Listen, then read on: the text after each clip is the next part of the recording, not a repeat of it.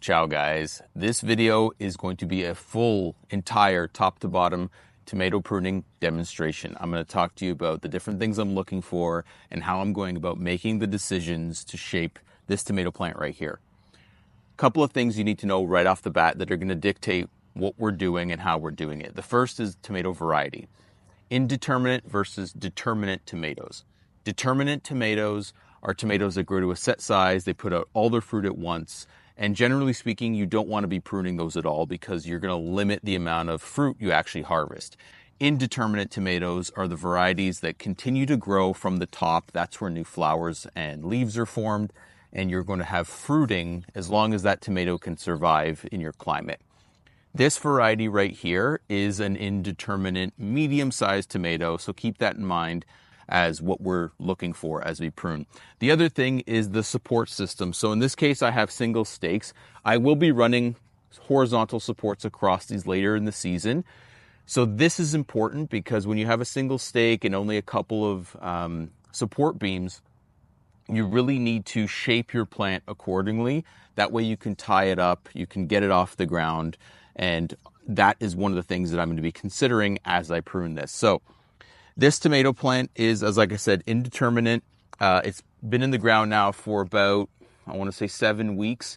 Other than a couple of lower leaves, I've left it exactly like nature's intended, just so I could show you what I'm going to be doing to it. So first thing I'm going to do is step back and take a look at it and make some initial cuts so that we can decide what we're going to be doing to it next and how we're going to shape it and support it.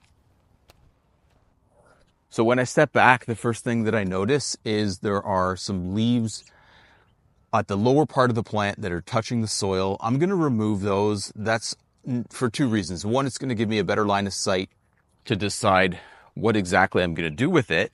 But secondly, is I actually don't want these touching the soil. So I'm going to remove anything up to the first set of flowers that I can find on both sides here. You can do this when the tomato plant is large enough. In this case, this tomato plant is probably about 2.5, 3 feet tall. So pruning off 10 inches or so from the bottom is ideal. Okay, so as I mentioned, I haven't really done anything to this other than a couple of lower leaves earlier and a couple of ties at the bottom here to keep it up when it was coming. So with a single stake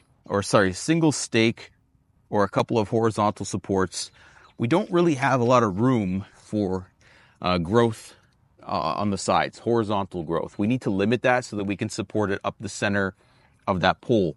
What I like to do is I like to allow the main stem to split into a V, into a Y shape essentially. And you can do that one of two ways. One is they naturally split sometimes. Other times, what you can do is you can take a sucker and you can allow that to form and you create kind of two main stems, two main branches for fruit production. The reason I like doing that, one, you get a little bit more fruit, but two is in case something happens to the main stem. There's been times where there's been a strong thunderstorm, windstorm, that main stem can break. Sometimes when you're moving it, tying it, pruning it, things can snap. So I like having two main stems or an A and a B stem so that I have more production and just a little bit more insurance on that tomato plant's health. So this tomato plant, when I lift up the leaves here, you can see kind of split on its own.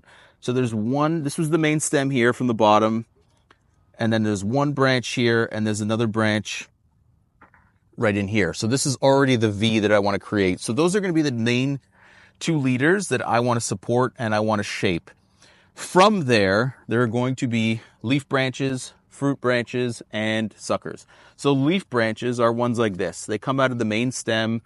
These two right here, they come out of the main stem. All they have is leaves on them. There's nothing else attached to them.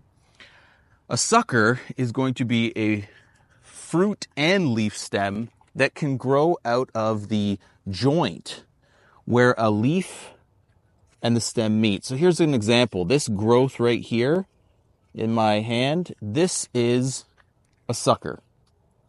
And I need to decide whether I'm going to get rid of it or not. In this case, because I already have two main stems, as I go up these stems, I'm going to be removing suckers that are going to cause too much excessive growth on this plant. I don't have the ability to support those suckers, and they're going to take a lot of energy away from fruit. They're also going to create a lot of additional leaves, and they're going to start to encroach. As you imagine, if this grows in, it's going to grow this way. It's going to start encroaching on this tomato. It's going to cause airflow problems. So I want to remove the suckers as I go. So I'm going to start up the main stem, follow that main stem. I'm going to follow the splits and remove any suckers. So right here, I'm going up and up and up. There's nothing at this one, but there is one back here. So I'm going to take this one off, and that was the sucker that came out between the leaf back here. Now I'm going to continue up the stem. Leaf, leaf, leaf, sucker right here. I'm going to remove this sucker. Continue up the stem this way. Leaf, main stem, here's another sucker. Take that out. So now what I've left with on this side is main stem, clear 10 inches up, leaves, leaves, leaves till the first fruit branch at the top here. Okay? So I can also take out this one. This one's going to be towards the bottom. It's going to start to droop. Now I want to do the same thing on the other stem, the other split of that main stem. So I'm going to follow it. There's already a fruit branch here. Continue following it. Here's the first leaf. What I see coming out of it is a sucker. I'm going to remove that sucker. Now this branch actually split on its own again. You have a choice here. You can prune here or prune here and leave one of them. But I think that natural splits should be maintained. I think that I always want to keep those natural splits because they're stronger than just sucker offshoot growth.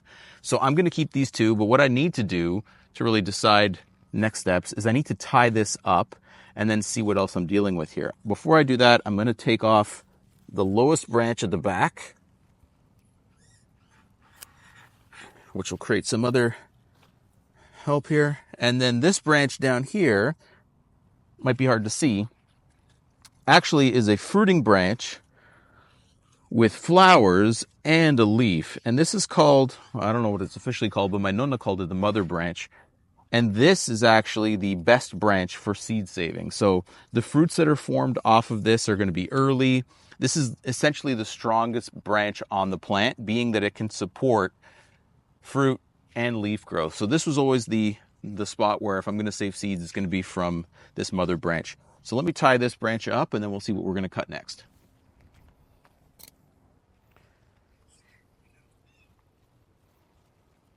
As I do that, I'm going to reposition the other main stem.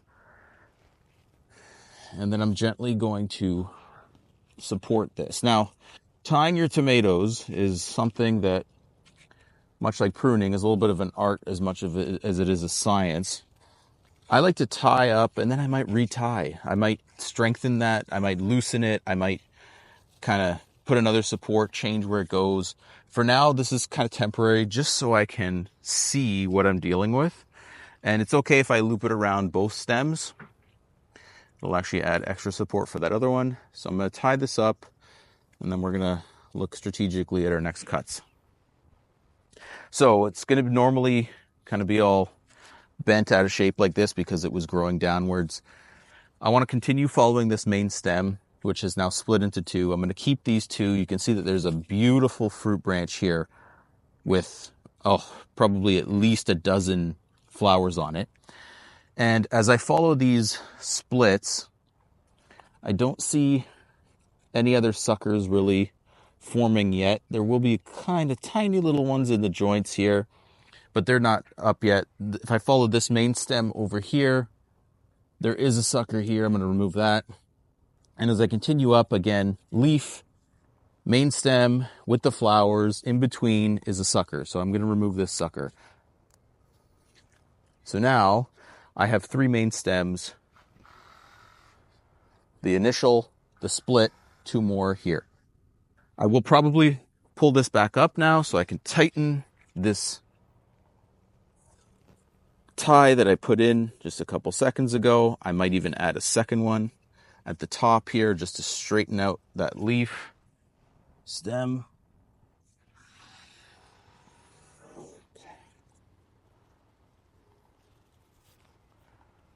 Okay, so now that one's tied. I'm actually not gonna tie this up again yet. I'm gonna let it grow a little bit more, then I'll tie it up here. Okay, so now I'm coming down to see what else I'm gonna remove here. Now that I've tied it up a bit, you can kind of look back, step back and see that there's some more branches that are low hanging. So I'm gonna take those out.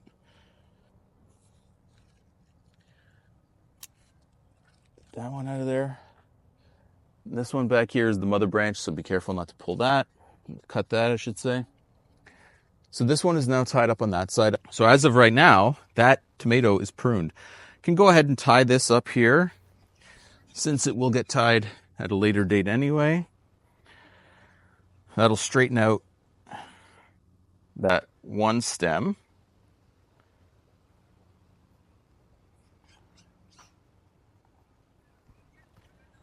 And I'm going to step back and take a look at it. And I always do this. I always step back, take a look at it. Look, it might not be pretty right now, but you can see that it's lifted. It's off the ground. There is no leaves below that bottom 10 to 12 inches. So the airflow is good. The breeze is actually going today, so it makes it easy to tell that you can see clearly the bottom stem. You're not going to have any splashing of soil when it rains. This is not going to splash up, which is going to prevent some of this disease being spread on these leaves and up the rest of the plant. As I mentioned, this will straighten out. It was growing curved because it had fallen over and it was trying to get to the sun. It will straighten out on its own, but as it does, I'm going to continue to pull this up. So this branch will come up here. I can actually tighten this. Now that I've pulled that center one a little bit more. And so what you're left with is a much cleaner, much better producing, healthier tomato plant pruned up like this.